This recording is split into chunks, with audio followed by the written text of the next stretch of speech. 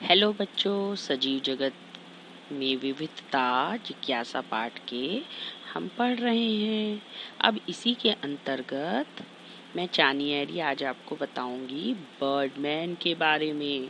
आपने बर्डमैन के बारे में सुना है? ये भी एक वैज्ञानिक थे जिन्होंने पक्षियों को बचाने के लिए बहुत सारे कार्य किए थे। सलीम अली का जन्म 1896 में हुआ था और इनकी मृत्यु 1987 में हुई। इन्होंने पक्षियों में विविधता का अवलोकन करने के लिए पूरे भारत देश की यात्रा की थी, क्योंकि भारत देश के हर क्षेत्र में अलग अलग प्रकार के पक्षी हैं, उनके अलग अलग प्रकार के रहने के स्थान हैं। उन्होंने सभी पक्षियों की एक सूची तैयार की और उनके यात्रा मार्गों और आवासों को भी प्रलेखित किया।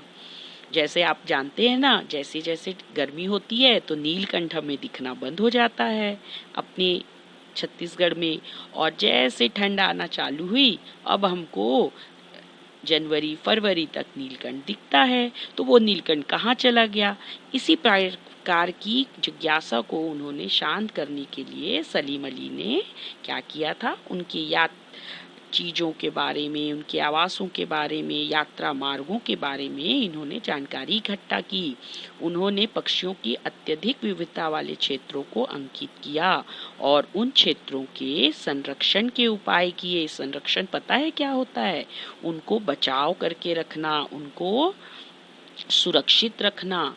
तो उन्होंने केवलादेव राष्ट्रीय उद्यान, भरतपुर राजस्थान और रंगनाथी टू पक्षी अभ्यारण्य मंड्या कर्नाटक के ऐसे संरक्षित क्षेत्रों के उदाहरण हैं जो सलीम अली के द्वारा संरक्षित करे गए। उन्होंने भारतीय उपमहाद्वीप के पक्षियों पर 10